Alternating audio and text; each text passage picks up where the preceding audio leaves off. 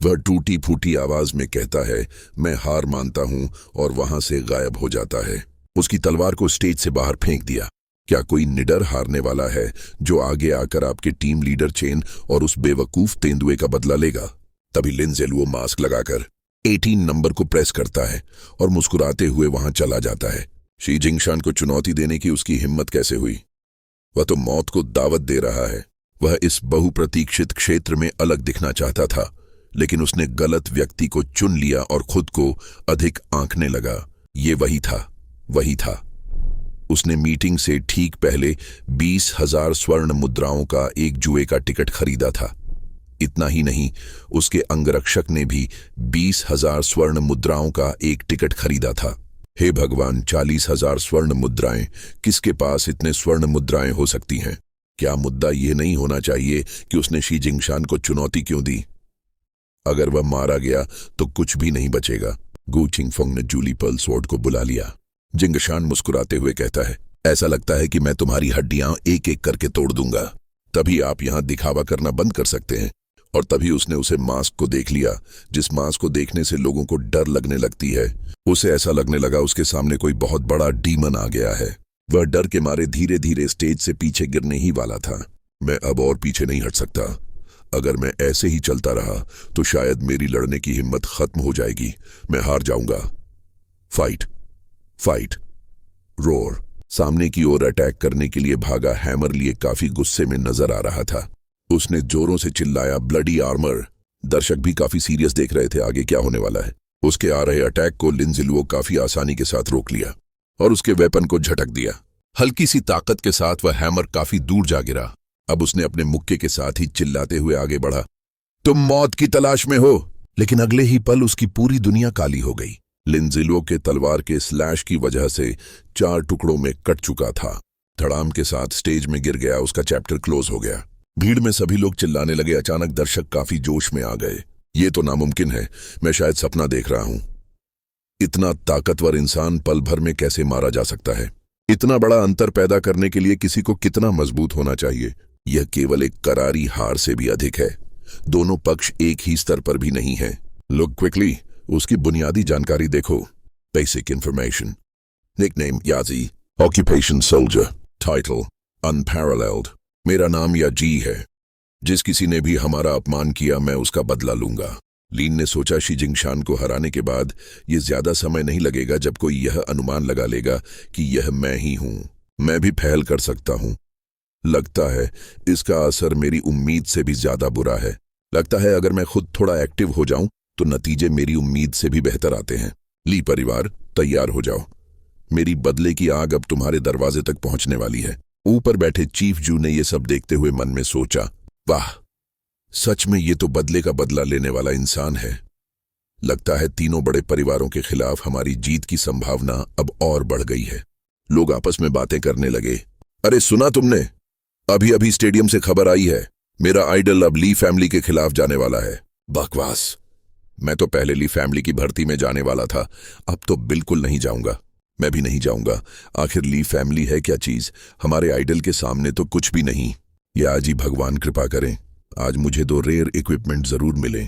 इसके बाद प्रिंसली के मेंशन का सीन दिखाया जाता है। एक कुर्सी को जोर से लात मारते हुए किसी ने गुस्से में कहा, ली लिशवान, यही है वो सरप्राइज जिसके बारे में तुमने कहा था। वाकई बहुत बड़ा सरप्राइज है। सिर्फ ऑफिशियल लोगों को नाराज करना ही काफी नहीं था क्या? अब तुमने याजी को भी भड़का दिया। तुम मरना चाहते हो क्या? और हमें भी साथ क्यों घसीट रहे हो? वाह ली लिशवान, पहले तो तुम ही ये प्लान बना रहे थे कि कैसे याजी को हमारे कैंप में शामिल किया जाए। अरे वाह, तुमने तो सीधे सामने वाले को दूसरी तरफ धकेल दिया। ली फैमिली के हेड बस। मैं कोई बड़ी बात नहीं, याजी अभी अकेला है, बड़ा झटका नहीं दे पाएगा। इस वक्त हमारी प्राथमिकता है ऑफिशियल लोगों से निपटना। और उसने सोचा, मैं क्या जानूं ये बंदा किस पागलपन में है, सीधे आकर हमारी ली फैमिली से बदला लेना चाहता है। क्या हाओबो ने बाहर किसी से दुश्मनी करा ली है? मैंने स्टेडियम के बाहर पहले ही काफी लोगों को तैनात कर दिया है ताकि वहां थोड़ा केओस पैदा किया जा सके।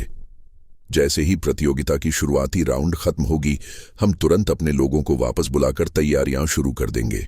निश्चिंत रहो, अभी के हालात में ऑफिशियल टीम के पास हमसे निपटने का वक्त ही नहीं होगा। एंड फैमिली हेड ने कहा, ठीक है, एक बार और तुम पर भरोसा कर लेता हूं। याजी का मामला अब तुम्हारी ली फैमिली संभाले। हम एन फैमिली इस झमेले में नहीं पड़ना चाहते। युन फैमिली हेड ने कहा, अरे ली भाई, हमारी भी स्थिति बड़ी मुश्किल में है। हमने तो पूरे परिवार की प्रतिष्ठा दांव पर लगाकर तुम्हारा साथ दिया है। युन फैमिली भी यही चाहती है। अब हमें और निराश मत करना। ली फैमिली हेड ने मुस्कुराते हुए कहा, बिल्कुल बिल्कुल, आप निश्चिंत रहें। फिर सीन दूसरी तरफ शिफ्ट होता है। लिनजिलुओ के हाथों में एक विशाल हैमर था, रक्त पिपासु दैत्य हथौड़ा, सिल्वर लेवल का इक्विपमेंट। ये एक शापित अलॉय हैमर है, इसे बहुत सावधानी से इस्तेमाल करना चाहिए। एट्रीब्यूट्स: शक्ति फ्लपियन, शारीरिक क्षमता प्लसिटी, मानसिक शक्ति 5।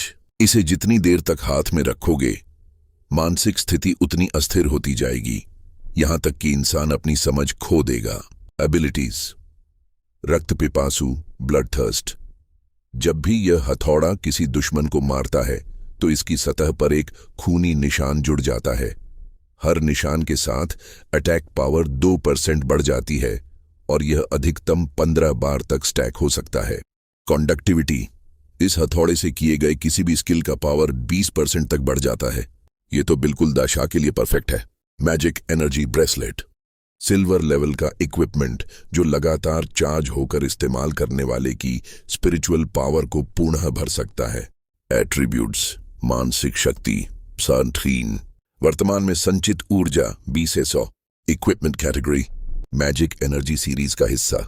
यह एक बहुत ही आम लेकिन बेहद उपयोगी सेट का हिस्सा है। लिनजिलुओ ने अपने रिसोर्सेज कार्ड से एक कुर्सी निकाली और उसी एरिना में बैठ गया। उसके बगल वाले एरिना में जबरदस्त फाइट चल रही थी। मूल जानकारी: नाम लियर, ली फैमिली का योद्धा। पेशा बीस्ट मास्टर, जो जंग में मदद के लिए जानवरों को समन कर सकता है। टाइटल फिलहाल कोई नहीं। लेवल सोली व ली फैमिली के डेथ गॉड ग्रुप का दूसरा सबसे ताकतवर सदस्य था। बचपन से ली फैमिली द्वारा प्रशिक्षित योद्धा और क्योटो इलाके में ली फैमिली के अंदर उसकी ताकत शी जिंगशान के बाद दूसरे स्थान पर थी। वह नजदीकी लड़ाई में माहिर था। बीस्ट मास्टर प्रोफेशन समन टाइप का पेशा है जो खिलाड़ी की स्पिरिचुअल पावर के आधार पर अलग अलग जानवरों को बुला सकता है। शुरुआती चरण: जब स्पिरिचुअल पावर कम होती है तब यह पेशा काफी कमजोर रहता है। आखिरी चरण: जब स्पिरिचुअल पावर बहुत ज्यादा हो जाती है तब यह एक साथ कई जानवर समन कर सकता है और दुश्मनों को चारों तरफ से घेर कर हमला करवाता है। लियर: लगता है ली फैमिली ने यह मैच टियनजी हॉर्स रेसिंग स्ट्रेटजी के अंदाज में प्लान किया है, यानी जानबूझकर ऐसे विरोधियों को चुनना जो ताकत में उनसे थोड़ा कमजोर हो। आखिर ली फैमिली करना क्या चाहती है? ली फैमिली के योद्धा ने एक वुल्फ को समन किया। सामने खड़ा तलवार वाला ऑफिसर तेजी से अपनी सोर्ड अटैक ली फैमिली के योद्धा की ओर छोड़ता है, लेकिन ली फैमिली के उस बंदे ने भी तुरंत अपनी सोर्ड समन कर ली और उस वार को रोक लिया। उसी मौके का फायदा उठाते हुए उसने अपने समन किए गए वुल्फ को इशारा किया। वुल्फ ने छलांग लगाकर ऑफिसर के कंधे पर जोरों से काट लिया। खून निकल गई। ऑफिसर ने किसी तरह ब्लैक वुल्फ को दूर धकेला, लेकिन तभी ली फैमिली के बंदे ने नीले रंग की कोई ऊर्जा उसकी तरफ शूट कर दी। अंधकार में धुंध। यह स्किल एक घना काला धुआं छोड़ती है जो सामने वाले के सिर के आसपास फैलकर उसकी दृष्टि को कुछ समय के लिए पूरी तरह बंद कर देती है। यह एक ऐसा स्किल है जिसे स्किल बुक के जरिए सीखा जा सकता है। उसे कुछ भी दिखाई नहीं दे रहा था। वह बस अंदाजे से चारों ओर अपनी तलवार घुमा रहा था, लगातार हवा में वार कर रहा था। तभी ली फैमिली का योद्धा चुपचाप उसके पीछे जाकर खड़ा हो गया। एक ही वार में उसने उसकी गर्दन पर चोट मारी। तलवार सीधी गर्दन काटती हुई निकल गई। गिरते हुए शरीर को लातों से मारते हुए वो बोला, अफसोस, आज सिर्फ एक को ही मार पाया। फिर गुस्से में बोला, सब कसूर उस याजी का है। अगर उसने शी जिंगशान को न मारा होता तो हम इतनी मुश्किल हालत में न होते। लेकिन इस तरह की जीत से दर्शक खुश नहीं थे। सारे लोग गुस्से में थे। उनके चेहरों पर नाराजगी साफ झलक रही थी। अचानक अखाड़ा 13 में सफेद रोशनी चमकी। लियर, जो अभी लाशों से इक्विपमेंट उठा रहा था, चौंक गया। सफेद चमक के साथ एक भारी भरकम आदमी प्रकट हुआ। लियर की भौहें सिकुड़ गईं। ये कौन है? मेरी जानकारी में तो नहीं। फिर याद आया, ये तो वही बंदा है जो याजी के साथ बैठा था। दूसरी तरफ दशा मंच पर चढ़ चुका था। उसे बस लिनजिलुओ की बात याद थी। अगर तुम लियर को मार दोगे तो मैं तुम्हें भुने हुए चिकन से भी 2 गुना स्वादिष्ट खाना दूंगा। भुने हुए चिकन से भी ज्यादा स्वादिष्ट, बस वही काफी है। खाने की बात आते ही दाशा ने पूरा जोर लगा दिया। ली एयर ने भी तुरंत अपनी समन टेक्निक एक्टिव की। एक दहाड़ के साथ एक विशाल भूरा भालू एरिना में प्रकट हुआ। याजी, तुम मुझे मारने के लिए अपने आदमी भेजते हो तो मैं तुम्हारे आदमियों की जान बख्शूंगा नहीं। भूरा भालू आगे बढ़ा। दोनों दानव जैसे शरीर टकराने ही वाले थे। शक्ति बनाम शक्ति। पूरा स्टेडियम जोश में भर उठा। तभी ब्लैक वुल्फ गुस्से में दाशा की तरफ झपटा। दाशा घबरा गया। डरते हुए पीछे हटते हटते उसने अपने पैर से वुल्फ को जोरदार लात मारी। वुल्फ हवा में उछल गया और जमीन पर जा गिरा। दाशा के हाथ अब भी नीचे थे, लेकिन शरीर पूरी तरह तन चुका था और अगले ही पल दाशा और भूरा भालू एक दूसरे से भिड़ गए। दोनों के टकराने से इतनी जोरदार ब्लास्ट हुई कि पूरा एरिना हिल उठा। ली फैमिली का योद्धा सोचने लगा, ये अभी तक अपनी असली ताकत छुपा रहा था। अगर ये ऐसे ही चलता रहा तो मैं इसका मुकाबला नहीं कर पाऊंगा। तभी दाशा ने मौके का फायदा उठाकर उसे लगातार लातें मारनी शुरू कर दी। एक लात में ही वो बंदा उड़ता हुआ जमीन पर जा गिरा।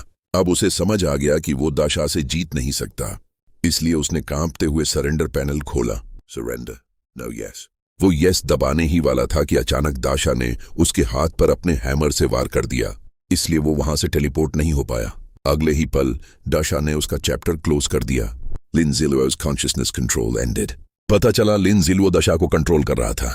बेसिक जानकारी: nickname दाशा, profession Overlord, title zombie slayer, level 17। हे भगवान, ये तो ड्रैगन नेशन रैंकिंग में 5वें नंबर वाला दाशा है।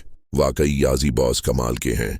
इनके छोटे भाई तक ड्रैगन नेशन रैंकिंग में टॉप नामों में आते हैं। ओह, मैं भी चाहता हूं कि मैं याजी बॉस का छोटा भाई बन जाऊं। मेरी कोई बड़ी डिमांड नहीं है, बस रैंकिंग में 10वां नंबर ही दे दो। अरे, असल में तो वो दाशा था। तो फिर कोई बात नहीं। अब समझ आया कि इतना ताकतवर ली ईयर भी उसके सामने आसानी से कुचल गया। पहले वाले रोंगजान को मिलाकर और आज के शी जिंगशन को जोड़ दें तो ली फैमिली ने अपने 2 भविष्य के वॉर गॉड्स खो दिए हैं। अब बस एक ही बचा है, ली यी, जो फिलहाल क्योटो में नहीं है। ली फैमिली ने अब सेना को भी नाराज कर लिया है। उनका भविष्य तो अब काफी अंधकारमय लग रहा है। अभी भी कुछ एरिना में फाइट जारी थी। 2 तलवार चलाने वाले खिलाड़ी आपस में भिड़ रहे थे। थोड़ी देर बाद उनका भी नतीजा तय हो गया। एक हार गया और दूसरा विजेता बना। इसके बाद 2 फीमेल प्लेयर्स की फाइट दिखाई गई, पर इसे फाइट कहना भी गलत होगा, क्योंकि उनमें से दोनों तो डर के मारे कांप रही थीं। तुम इधर मत आओ। क्योटो इंडिविजुअल पावर टूर्नामेंट का प्रिलिमिनरी स्टेज अब आधिकारिक रूप से खत्म हो गया है। इस बार की प्रारंभिक प्रतियोगिता में कुल 1546 प्रतिभागी शामिल हुए थे, जिनमें से 32 खिलाड़ी अगले राउंड में क्वालिफाई कर गए हैं। क्वालिफाई करने वालों की लिस्ट इस प्रकार है: ताशा, पाइथियन, पुतोंग यदशु। बाकियों के नाम आगे जारी हैं। अब दर्शकों से अनुरोध है कि वे आगे की प्रतियोगिता देखने के लिए तैयार रहें। लोग स्टेडियम से बाहर निकलने लगे और बोले, खत्म हो गया। लीन ने सिस्टम पैनल खोला और चेक पर क्लिक किया। वह मन में सोचने लगा, कुल 32 क्वालिफाइड खिलाड़ियों में फौज के 14 लोग हैं, एन फैमिली और यून फैमिली के मिलाकर 10 हैं, और बाकी 6 किसी अनजान संगठन से हैं। वो आगे सोचता है, पिछले जन्म में ली फैमिली ने क्योटो पावर टूर्नामेंट में जितने रिवॉर्ड और इन्फ्लुएंस कमाए थे, उनसे तो उनके हाथ थक गए थे। इस बार तो ली फैमिली मेरी उम्मीद से भी ज्यादा बुरी हालत में है। तभी दाशा हंसते हुए बोला, हे, मेरा नया हैमर कहाँ है? वो अपने नए हैमर को बड़ी खुशी और चमकती आंखों से देखने लगा, जैसे किसी बच्चे को नया खिलौना मिल गया हो। जैसे ही उसने नया हैमर हाथ में लिया और पुराना हैमर वापस कर दिया, वो उत्साह से चिल्लाया, मेरा नया हैमर। सभी खिलाड़ी कृपया आगे वाले कमरे में जाकर अपनी जानकारी सेव करें। तभी लिन ज़िलुओ ने एक दरवाजा खोला और अंदर चला गया। अंदर उसे एक चमकती हुई क्रिस्टल बॉल दिखाई दी। फिर एक आवाज आई, बधाई हो खिलाड़ी याजी, इस मैच की आपकी सारी बैटल जानकारी सफलतापूर्वक सेव हो चुकी है। फाइनल मुकाबले में इसी सेव की गई जानकारी के आधार पर आपकी स्थिति तय की जाएगी। खिलाड़ी याजी, अब आप यहां से जा सकते हैं। सिस्टम ने डिटेक्ट किया, होस्ट सफलतापूर्वक क्योटो इंडिविजुअल पावर टूर्नामेंट के फाइनल में प्रवेश कर चुका है, इसलिए एक नया मिशन जारी किया गया है, क्योटो फर्स्ट। मिशन की शर्त, क्योटो इंडिविजुअल पावर टूर्नामेंट में पहला स्थान हासिल करना। मिशन रिवॉर्ड, एक रैंडम नॉर्मल गोल्ड फिंगर और एक silver grade equipment. Mission time limit नहीं। गोल्ड फिंगर सिस्टम का मिशन रिवॉर्ड हमेशा होस्ट की अपनी स्ट्रेंथ के आधार पर तय किया जाता है। इवैल्यूएशन के बाद यह निष्कर्ष निकला है कि क्योटो फर्स्ट हासिल करना तुम्हारे लिए बिल्कुल आसान, यानी हाथ का खेल लेवल का मिशन है। इसलिए मिशन अब ऑफिशियली एक्टिव हो गया है। और जैसे ही लिन जिलवो वहां से बाहर निकलता है, सामने से एक आदमी आता है और कहता है, नमस्ते याजी, मैं क्योटो की फर्स्ट आर्मी से हूं। जनरल झांग, परिचय की जरूरत नहीं है, मैं तुम्हें तुम्हारी सोच से भी ज्यादा अच्छे से जानता हूं। अगर कोई बात है तो सीधा मुद्दे पर आओ। वो आज 2 बातें करनी थी। पहली बात यह है, end of the world game आने के बाद देश मुश्किल में है और हमें तुम्हारे जैसे ताकतवर योद्धाओं की सख्त जरूरत है जो देश की सेवा कर सकें। अगर तुम राजी हो जाओ तो हम तुम्हें बेहद उदार इनाम देने को तैयार हैं। लिन जिलवो ने गंभीर होकर कहा, अगर बस समय बर्बाद करना है तो वो बात रहने दो, ये सबके लिए बेहतर रहेगा, है ना? शू चीफ तुम्हारी प्रतिभा से बहुत प्रभावित है और वो तुमसे मिलना चाहते हैं। लिन जिलवो मुस्कुराते हुए बोला, अच्छा तो बात यह है। जनरल झांग ने हल्की आवाज में उसके कान के पास झुककर कहा, हमारी सेना तीनों बड़ी फैमिलीज से जुड़ी समस्या को सुलझाने में तुम्हारे साथ सहयोग करना चाहती है। जरा एक तरफ चलकर बात करें। उसने इधर उधर देखा और दूसरी तरफ चले गए। कोलैबोरेशन पॉसिबल है, लेकिन कैसे? अधिकारी लंबे समय से 3 प्रमुख परिवारों के खिलाफ एक्शन लेना चाहते थे। हालांकि दुनिया के अंत से पहले 3 प्रमुख परिवार बहुत पावरफुल थे और कई देशों के टॉप लीडर्स को कंट्रोल करते थे। यदि हम उन्हें छूते हैं तो संभवतः समाज में और देश के शीर्ष स्तर पर अशांति पैदा हो जाएगी। आपने जो कुछ कहा वह सब मैं जानता हूं, मुझे वह बताओ जो मैं नहीं जानता। सर्वनाश के बाद 3 प्रमुख परिवारों द्वारा नियंत्रित कई नेता ज़ॉम्बी में बदल गए और हमारे सामने बाधाएं कम हो गईं, लेकिन स्थिति अभी भी अनस्टेबल है। सरकार क्योटो में एक सेफ जोन बनाने और ज़ॉम्बी को हटाने पर अटेंशन कॉन्सेंट्रेटेड कर रही है। लेकिन हावेवर ली परिवार ने आज जो किया उससे ऑफिसर पूरी तरह नाराज हो गए हैं। तो आपने 3 प्रमुख परिवारों को गोल करके एक योजना स्टार्ट करने का डिसीजन लिया। क्या आप चाहते हैं कि मैं अपनी याजी पहचान का इस्तेमाल करके आपको प्लेयर्स की भर्ती में हेल्प करूं और ली परिवार को एक साथ टारगेट बनाऊं? बिल्कुल सही, ऑफिसर भी आपकी मदद करेंगे। यदि ली परिवार बल प्रयोग करना चाहता है तो ऑफिशियल्स को भी उम्मीद है कि आप हमारी हेल्प कर सकते हैं। आपके लिए अच्छी बात यह है कि हम आपको बदला लेने में भी मदद कर सकते हैं। नो, तुम लोग बहुत स्लो हो। क्या? जनरल झांग, मैं आपकी ईमानदारी देख रहा हूं। ऐसा करो, तुम अपने सुपीरियर से जाकर पूछो, बस इतना कहना कि मैं तुम्हें ली फैमिली को सिर्फ 1/4 टाइम में क्लीन अप करवा सकता हूं और लॉस भी मिनिमम रहेगा। अब बताओ, इसके बदले में तुम लोग मुझे क्या रिवॉर्ड दोगे? 1/4? हाँ जनरल झांग, मैं आपकी खबर का वेट कर रहा हूं। मैं केवल उन लोगों को एक मौका दूंगा जिन पर मुझे भरोसा है। Let's go दाशा। जैसे ही लिन बाहर निकलता है, उसने देखा लोग भाग रहे हैं।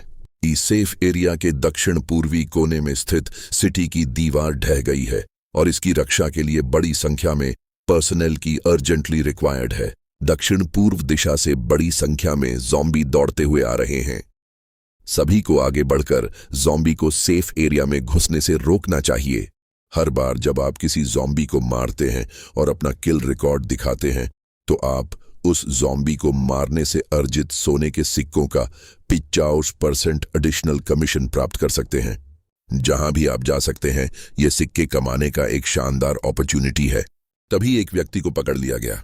उस व्यक्ति ने कहा, तुम खुद नहीं जाओगे क्या? मुझे क्यों पकड़ रहे हो? तभी उसकी नजर पड़ी और कहने लगा, ओ बॉस याजी। बॉस याजी, हालांकि मैं आपका फैन हूं, ये मामले कॉन्फिडेंशियल हैं, इसलिए। जनरल झांग ने कहा, कोई बात नहीं, कहो क्या चल रहा है, मैं भी सुनना चाहता हूं। तभी उसने कहा, जनरल झांग रिपोर्टिंग सर। जैसे ही बैठक समाप्त हुई, हमें हमारे सीनियर्स द्वारा ली परिवार के चीफ को रोकने के लिए सूचित किया गया, लेकिन इससे पहले कि वे ली परिवार के चीफ को ढूंढ पाते, स्टेडियम के एंट्रेंस पर झगड़ा और हंगामा हो गया और स्टेडियम केओटिक हो गया। और क्या? अंततः केओस को दबाने के बाद पता चला कि ली परिवार पहले ही वहां से जा चुका था। हम उनका पीछा करने की योजना बना रहे थे, लेकिन शहर की दीवार से किसी ने हमें बताया कि ली परिवार द्वारा बनाया गया हिस्सा अचानक ढह गया है और शहर की दीवार गिरने के बाद बड़ी संख्या में ज़ॉम्बीज रिवील्ड हुई। हमें सेफ एरिया में घुस आए ज़ॉम्बी को बाहर निकालने के लिए मैन पावर मोबिलाइज के लिए मजबूर होना पड़ा। जैसा कि ली परिवार के वाइस चांसलर से एक्सपेक्टेशन की जाती है, वह सचमुच निर्दयी है। कोई आश्चर्य नहीं कि ली परिवार ने इस युद्ध शक्ति सम्मेलन में सेना को चुनौती देने की हिम्मत की। चाहे योजना सफल हो या ना हो, वह बच निकलेगा। जहां तक दूसरों के जीवन और मृत्यु का क्वेश्चन है, यह उसके विचार में बिल्कुल भी नहीं है। जनरल झांग, शायद पूरा ली परिवार भाग गया।